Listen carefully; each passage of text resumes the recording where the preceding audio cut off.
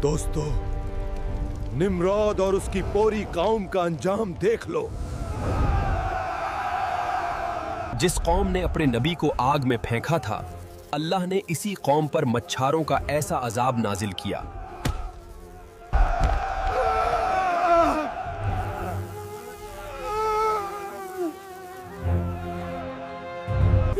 जिसने नबी को आग में फेंका था, आखिरकार एक मच्छर के आगे झुक गया। निम्रोद ने पूछा, तुम्हारा राब कौन है? हजरत इब्राहीम पाक ने फरमाया, मेरा राब वो है जो जिंदा करता है और मौत देता ही। निम्रोद हंस पड़ा। उसने 2 कैदियां मंगवाए, एक को आजाद किया, दूसरे को कत्ल करवा दिया। मेरा राब तो सूरज को मशरिक से निकलता है, अगर तू सच्चा खूहा है तो इसे मगरिब से निकल कर दिखा। हमारे चैनल को सब्सक्राइब करें, वीडियो को लाइक करें और कमेंट करें। निमरूद और एक मच्छर की जंग। कभी तारीख में एक ऐसी कौम भी गुजरी है जो बज़ाहिर दुनिया की सबसे मजबूत कौम थी। महल्लात, फौजें, दौलत, सोना, तांबा, हर तरफ शानो शौकत, लेकिन ईमान सिफर, तकब्बुर बेशुमार और जुल्म ऐसा कि आसमान भी कांप उठे। ये थी कौमे निमरूद। यह वो बादशाह था जिसने इंसान होने के बावजूद खुद को खुदा कहलवा लिया।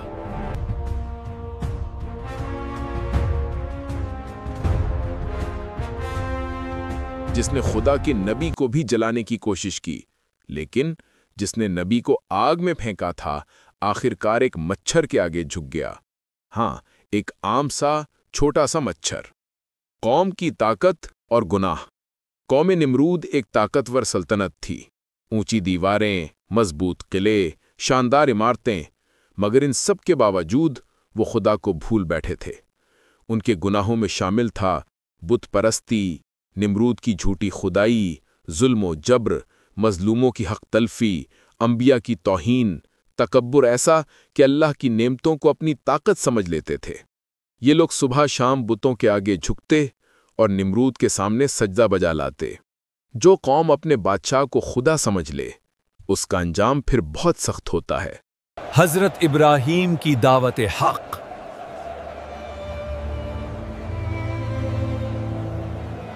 ऐसे माहौल में अल्लाह ने हिदायत के लिए भेजा हजरत इब्राहीम अधांग को। उन्होंने प्यार से, दालेल से, हिकमत से अपनी कौम को समझाया, आसमानों का रब एक है। कि आसमानों का रब एक है जो पैदा करता है, रिस्क देता है, मारता है, जिंदा करता है। ये बुत कुछ नहीं कर सकते। लेकिन जालिम कौम कहाँ मानने वाली थी। उन्होंने उल्टा हजरत इब्राहीम का मजाक उड़ाया और निमरूद वो तो गजबनाक हो गया। हजरत इब्राहीम अलैहिस्सलाम ने जब बुत शिकनी की तो पूरी कौम को लगा कि उनके देवताओं की तौहीन हुई है। उन्होंने नबी को सजा देने का फैसला किया। वो जमा हुए, बहसें की, चीखे चिल्लाए और आखिर फैसला हुआ कि इस जवान को जलाया जाए, ताकि पूरी कौम देखे कि जो हमारे खुदाओं की तौहीन करे उसका अंजाम क्या होता है। फिर शुरू हुआ तारीख का सबसे बड़ा मजलम, एक ऐसा मंसूबा जो आज तक मिसाल है। आग का मैदान।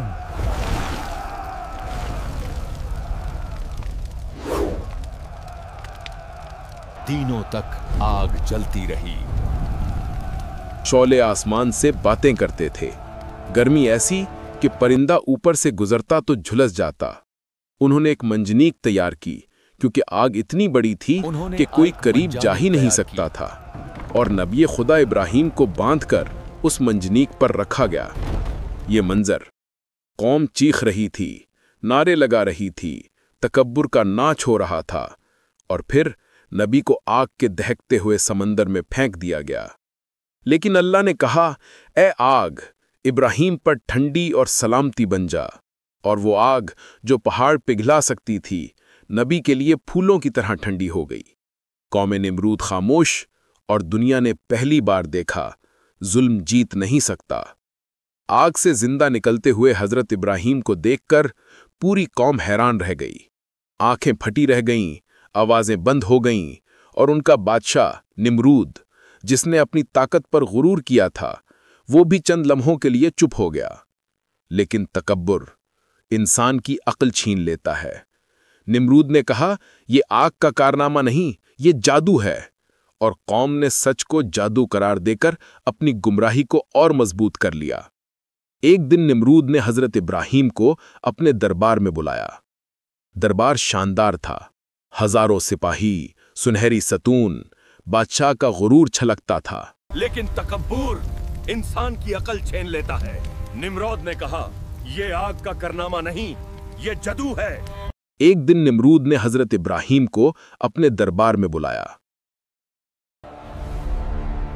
निम्रोद ने पूछा, तुम्हारा राब कौन है?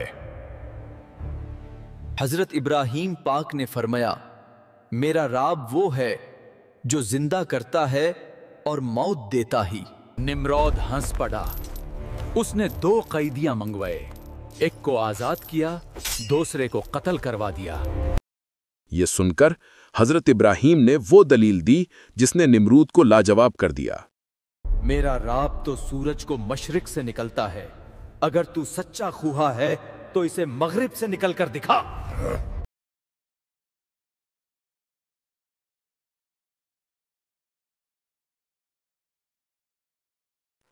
दरबार पर सन्नाटा छा गया।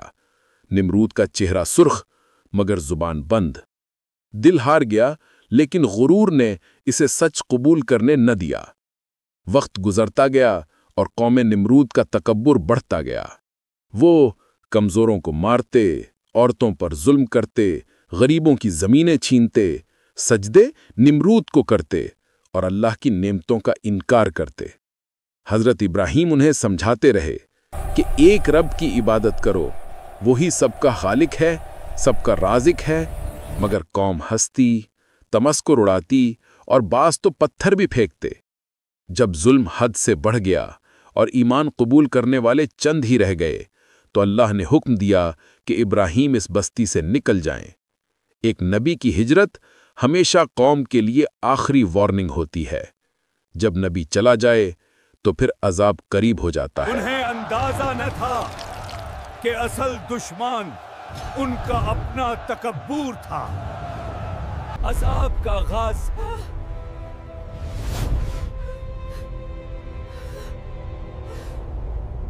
ऐसा अजाब जो नजर भी न आए और फिर भी सल्तानत को हिला दे।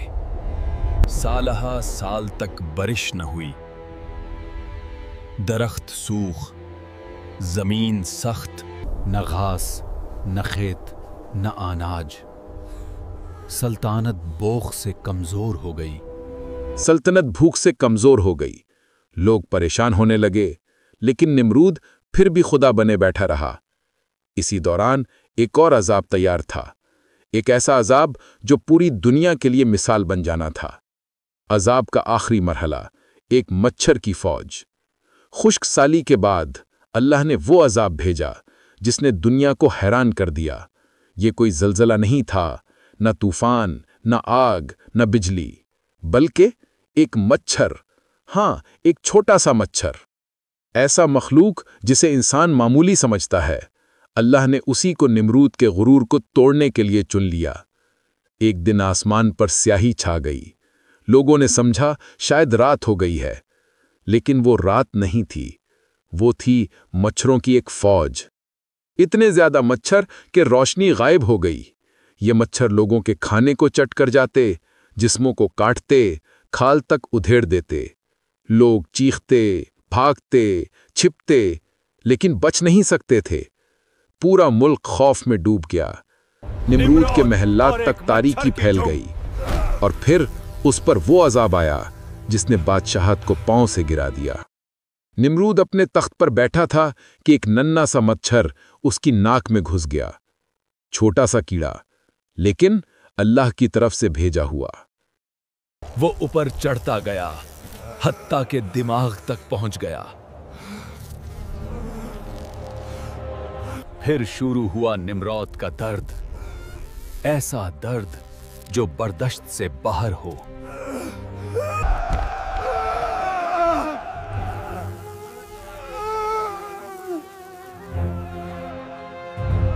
مجھے بچاؤ، میں خدا نہیں، لیکن اب بہت دیر ہو چکی تھی۔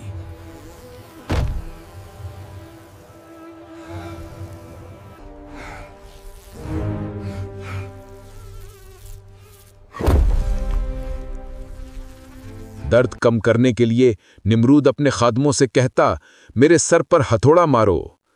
لوگ اس کے سنگ مرمر کے سر پر بھاری ہتھوڑے بجاتے تو اسے چند لمحوں کا سکون ملتا، لیکن کچھ دیر بعد درد پھر بڑھ جاتا۔ ایک بادشاہ جو خود کو خدا سمجھتا تھا، آج ایک مچھر کے رحم پر تھا۔ دن گزرتے گئے، نمرود کمزور ہوتا گیا۔ آخرکار اسی مچھر نے اس کا دماغ چبھوتے چبھوتے اس کی روح نکال لی۔ نمرود مر گیا، اور اس کے بعد پوری قوم برباد ہو گئی۔ جس قوم نے نبی کو جلانے کی کوشش کی، خدائی کا دعویٰ کیا، ظلم کو رواج بنایا، کمزوروں کو ستایا، تکبر کو اپنا طریقہ بنایا، وہ قوم بچے کیسے؟ پورا شہر تباہ ہوا، ہزاروں لوگ بھوک اور بیماری سے مر گئے، سلطنت ریت بن گئی، عمارتیں ویران، منڈیر ٹوٹ گئیں، اور قوم نمرود دھول میں مل گئی۔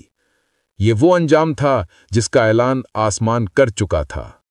دوستوں، قوم نمرود کا قصہ صرف کہانی نہیں، یہ پیغام ہے، تکبر انسان کو اندھا کر دیتا ہے، ظلم قوموں کو تباہ کر دیتا ہے، اور خدا کے نبی پر ہاتھ اٹھانے والوں کا انجام ہمیشہ بربادی ہے۔ اللہ ہمیں ان قوموں کے انجام سے عبرت لینے کی توفیق دے، آمین۔